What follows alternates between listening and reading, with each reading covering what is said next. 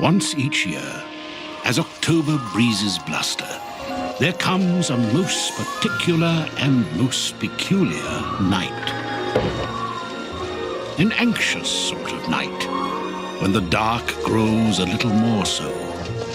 A jittery sort of night, when nothing is quite as it was. A night called Halloween.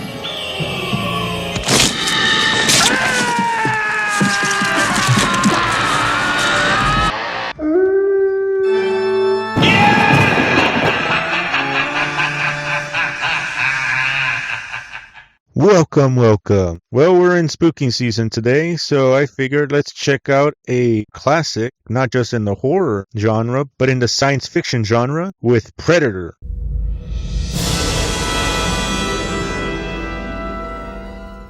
Predator is a 1987 American science fiction action horror film directed by John McTiernan and written by first-time writers brothers Jim and John Thomas, and the film was distributed by 20th Century Fox. The film was originally titled Hunter, with the original concept being centered around a band of alien hunters of several species seeking various targets, but it would later be changed to one hunter hunting the most dangerous species of all, humans. And the most dangerous of all humans is a combat soldier, more specifically a special forces soldier. In addition, the setting was chosen as Central America for having constant special forces operations during that time. With a concept like that, you think Hollywood would pay a shit ton for that? Absolutely fucking not. The brothers would struggle to attract attention to their script and eventually resorted to slipping the script under the door of 20th Century Fox producer Michael Levy. Levy then brought the script to producer Joel Silver and producer John Davis, who would later enlist Lawrence Gordon as co-producer and get John McTiernan to direct it, and as well as getting Arnold Schwarzenegger to star in it. And so with all that out of the way, let's get into it. So the film begins with an alien spacecraft deploying a shuttle to Earth. Then we meet our band of characters like Dutch, played by Arnold Schwarzenegger, last seen on this show in Commando. And there is also his elite paramilitary rescue team, which includes Mac, played by Bill Dukes, who was also in Commando with Schwarzenegger. You scared, motherfucker? Well, you should be, because the Green Beret's gonna kick your big ass. I eat Green Berets for breakfast. And explosives expert Poncho, played by Richard Chavez. And Blaine, played by Jesse the Body Ventura. And expert tracker Billy, played by Sonny Landham. And finally, there's the jokester Hawkins, played by Sean Black, who would later direct The Predator. Anyways, they are driven to meet Major General Phillips about a mission, mainly because his old friend Dylan, played by the late great Carl Weathers, recommended them. Dylan! You son of a bitch. There it is! Anyways, both Dylan and General Phillips tell Dutch that the mission is to rescue a local cabinet minister whose helicopter was shot down in the Central American jungle. Simple setup. One-day operation. We pick up their trailer at the chopper, run them down, grab those hostages, and bounce back across the border before anybody knows we were there. Everybody got that? Also, Dylan says he will join the team to oversee the mission. Dutch refuses, but Phillips tells him he has to. And so we get a helicopter ride with the crew putting on their face paint, shave, tell jokes. The other day I went up to my girlfriend. I said, you know, I'd like a little pussy. She said, me too. Mine's as big as a house. Oh, brother, this guy stinks! And in Blaine's case, chew tobacco while listening to Little Richard's Long Tall Sally. Get that stinking shit out of my face. Bunch of slap-jawed faggots around here. This stuff will make you a goddamn sexual tyrannosaurus. Just like me. Yeah, strap this on your sore ass, Blaine. Oh, and we get some info about the mission. Who's our backup? No such thing, old buddy. This is a one-way ticket. Once we cross that border, we're on our own. A huge steaming ball of foreshadowing. Also, we get Blaine hating on Dylan because he's a Fed. I heard he worked for the Fed. Anyways, the team get to their drop-off position and head off to the jungle. They would find the helicopter wreckage and traces of guerrilla soldiers, as well as a surprise.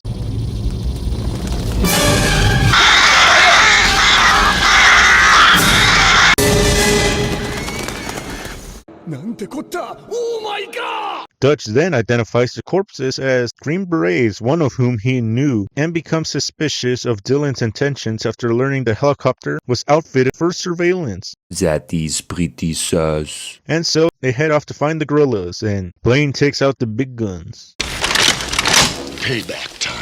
Also, Dylan here nearly fucks over their crew, and Mac ain't having none of it. Meanwhile, Dutch and his crew are being stalked by the Predator himself as it remains invisible with a cloaking device and uses thermal imaging to see their body heat.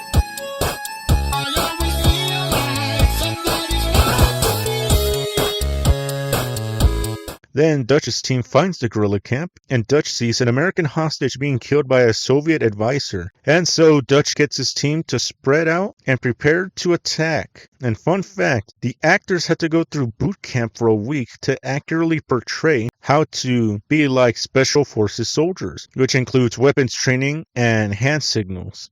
We brought in a military trainer with them. Oh, we had Gary Adolf Goldman.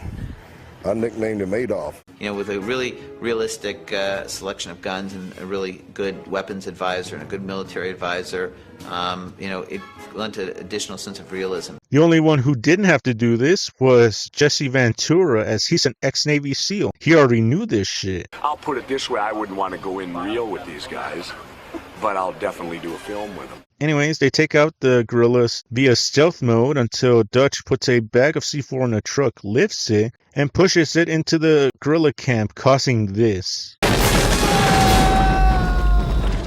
Showtime, kid.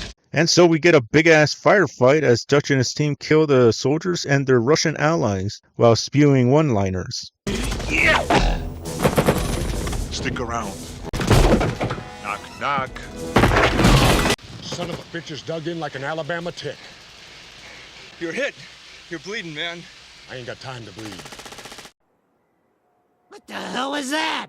Oh, and Dutch knocks out Anna here, played by Elpidia Carello. Anyways, Dutch learns that the hostages were CIA agents, and he confronts Dylan, and he admits that the cabinet minister story was a lie to convince Dutch, who refuses to use his team for assassinations, to eliminate the camp and prevent a Soviet-sponsored invasion. Dylan also discloses that the Green Berets had been sent in to find them, but they disappeared. He didn't disappear. He was skinned alive. And my orders were to get somebody and who could crack these bastards. So he cooked up a story and dropped the 6 of us in a meat grinder.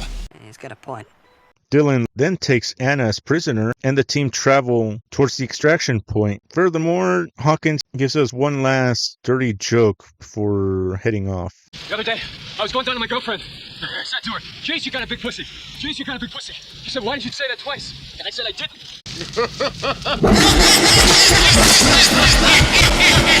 A huge steaming ball of foreshadowing. Anyways, Billy senses the presence of something inhuman but cannot confirm his suspicions.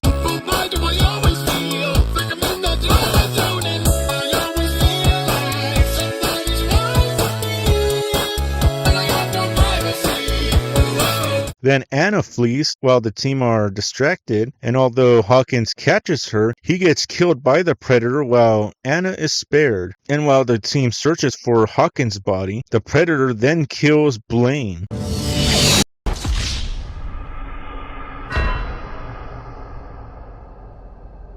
Mac finds Blaine, and he gets a glimpse of the Predator's cloaking form. And so he provokes the team to blindly fire their weapons into the jungle, which does wound the Predator and causes mass deforestation. And after that, they don't find anything, not even a body, except for Anna, who sees the Predator's blood on a leaf. Later on, the team makes camp for the night and booby-trap the perimeter. Then Dutch asks Mac what he saw, and he doesn't know. And this gets Billy spooked. Why? There's something out there waiting for us. And it ain't no man. No shit, Sherlock. Meanwhile, the Predator himself decloaks and patches itself up with its first aid kit.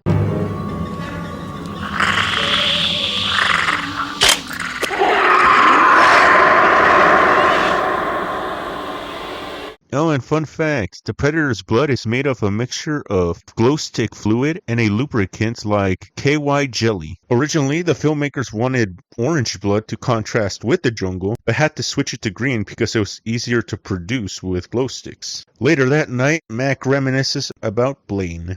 Same kind of moon, same kind of jungle. Real number 10 night, remember?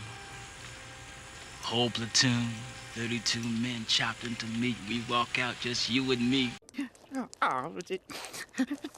Hey, who left this bowl of onions here? Then something triggers the trap and pounces on Mac, and he stabs the shit out of it. And it turns out to be a wild boar. Do you think you could have found something bigger? Yeah, fuck you, Roger. Fuck you. Then they realize that Blaine's corpse is gone. Came in through the tripwires. Took it right out from under our noses. What? What the fuck? The following day, Dutch deduces that the Predator is stalking them from the treetops, and he releases Anna, needing her to work with them to survive, speaking for the first time in English, along with this. There is something else. When the big man was killed, you must have wounded it. Its blood was on the leaves. If it bleeds, we can kill it. He said it! He said it! Then the team construct a trap with jungle vines, which form a big-ass net, and an elaborate system of tripwires. As they wait, Anna recounts local folk tales of the Predator, who kills men and takes trophies from their corpses, especially when the weather is hottest. We found them sometimes without their skin, and sometimes much, much worse. El que hace trofeos de los hombres means the demon who makes trophies of man. Very bad feeling about this. Then Dutch and Dylan think that the trap didn't work without live bait, so Dutch carefully walks to the clearing among the tripwires. And as he turns around, the trap goes off and the Predator is tangled in the net. But it's able to escape by blasting shit and hits a big-ass tree branch, which hits Poncho, injuring him. And Dylan sees it for the first time.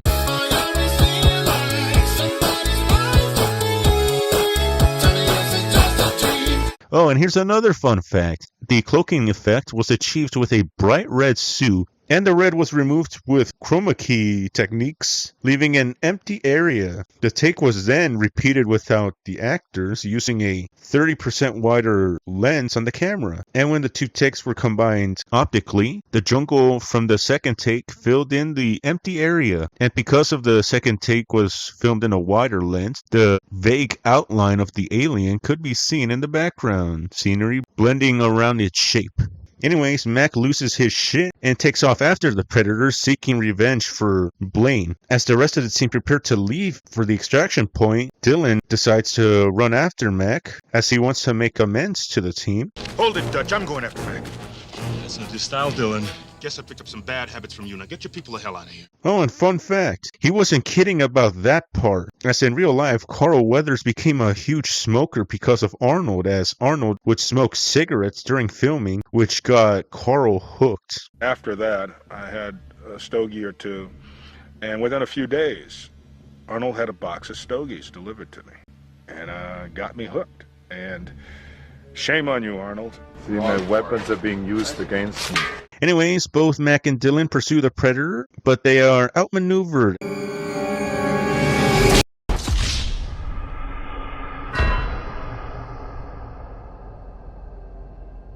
And Dylan loses an arm, and this happens.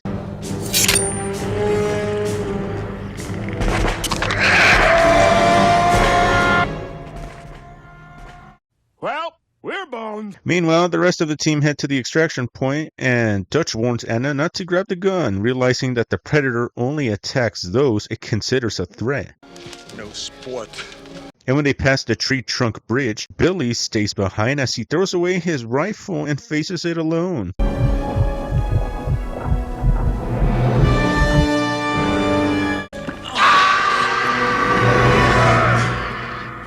Well, we're fucked. Although his death isn't shown on screen, it is shown in comic book form.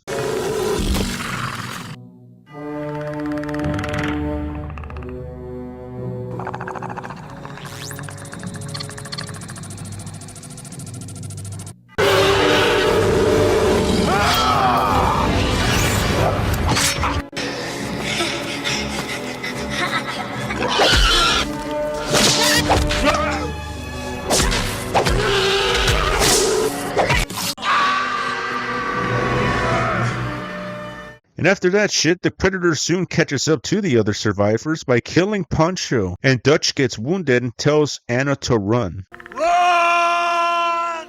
Go! Get to the chopper! He said it! He said it! And so Dutch distracts the Predator before falling from a cliff, where he floats down a river and into a waterfall and washes up on a muddy shore. The Predator pursues him with its cloaking device short-circuiting in the water, but it is seemingly unable to see Dutch and leaves to collect the skulls from the others as trophies. Dutch concludes that the mud masked his body heat, making him invisible to the Predator. And so Dutch seeks revenge for his fallen teammates as he creates makeshift traps and weapons. And as night falls, he covers himself with mud and yells to lure the Predator to him. Dutch uses his invisibility to his advantage as he wounds the Predator and disables its cloaking device. But the Predator gets to jump on him as he blasts plasma shots at Dutch, luckily not hitting him. But he does end up falling into a river which washes off his mud camouflage, and he gets caught by the Predator. However, instead of killing him, the Predator deems Dutch a worthy opponent, and so he removes his weapons and mask, revealing his ugly mug.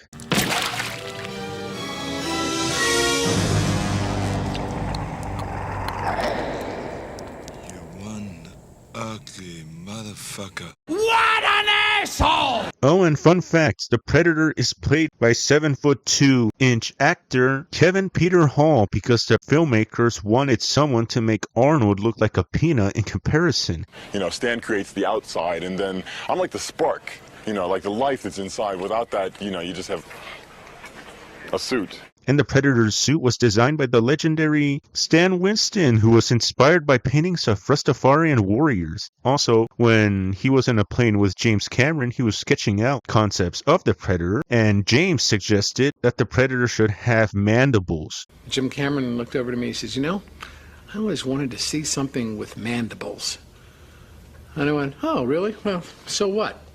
So we gotta thank James Cameron for that one. Furthermore, Jean-Claude Van Damme was originally cast to play the Predator. The idea that a physical action star would use his martial arts to make the Predator an agile and ninja-like hunter. However, the original designs for the Predator was too cumbersome and difficult to manage in the jungle, and Van Damme couldn't make the required movements in it. Additionally, it was reported that Van Damme constantly complained about the monster suit being too hot, which caused him to pass out, and voicing the fact that he would not be appearing on camera without the suit. We get him out there for the first shot, and he's just seething. We got him in a lawn chair, and you can see his eyes through the rubber muscles of the neck, and he's like, I hate this head.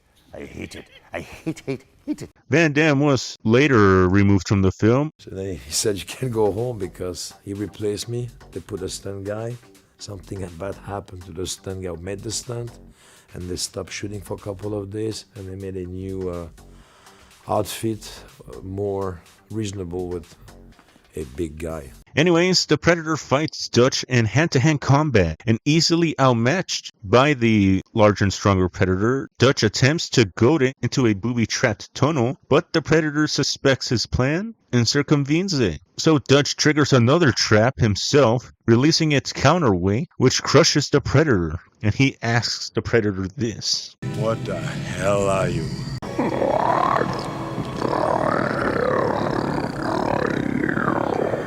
Fun fact, the Predator was voiced by Optimus Prime himself, Peter Cullen, and he also created the Predator's distinct clicking and gargling sounds. Anyways, with the Predator mortally wounded, he activates his wrist-mounted self-destruct device and laughs.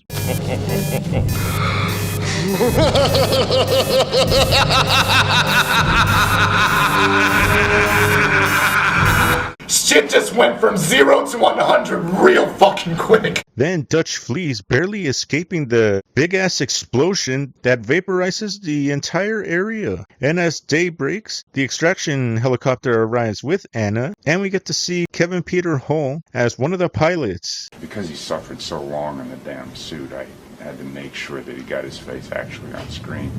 What the? Anyways, they arrived to collect a exhausted and traumatized Dutch, and that was The Predator. The film was a box office success, however reviews were mixed, but the film has since been considered as a classic of action and science fiction genres, and one of the best films of the 1980s. It was even nominated for an Academy Award for Best Visual Effects. The success of Predator launched a media franchise of films, novels, comic books, video games, and toys. It spawned 6 additional films, along with the upcoming Predator Badlands, and it also got a crossover with the Alien franchise, producing the Alien vs. Predator films. And so with all that out of the way, what do I think of the film? And yeah, it's badass as hell. The film is not only fun, but it still holds up pretty well. The cast is pretty memorable, from Dutch's team to the Predator himself. To this day, all the things I've ever done, people talk about. Just today, I was talking to some guys, and one of the business guys was talking about. He had met me. He says, "Predator." I mean, the first thing he said. I mean, he doesn't say Bill Duke. He says Predator. The strength of those characters is what draws us back. There's something about the characters that resonate for us, and 15 years later, I guess those characters still resonate for a lot of people. But on top of all of that, there's creating a personality that the audience can relate to, because without it, then it's just something from somewhere else. Whereas this is a real conflict, and it's real important in this movie that the audience get a sense of who Arnold is and a sense of this evil force that is chasing him down. Moreover, I liked how the first half begins like a generic 80s action film, similar to Commando, but then it shifts gears as the characters are taken out one by one by the Predator. And I have to give a shout out to Alan Silvestri's score, as it's both chilling and thrilling, which is honestly a great score for the Predator. And the visual effects for the Predator still holds up to this day. Hell, it looks a lot better than whatever the fuck is in Badlands. So in a nutshell, it's a fun action-packed film filled with horror and gore. So I say check it out. I give it 5 out of 5 human skulls. And that was the video. Don't forget to like, share, and subscribe for more videos just like this. Let's up those numbers! Come on. Do it. Do it! Oh, and if you like my work, support the channel at Ko-Fi. There you can support me with as little as $1 a month, and you get to drop suggestions for any future projects you want me to check out, and you get to have your names in the credits. And if you do support me, I thank you very much, and I appreciate it very much. So stay safe out there, and goodbye.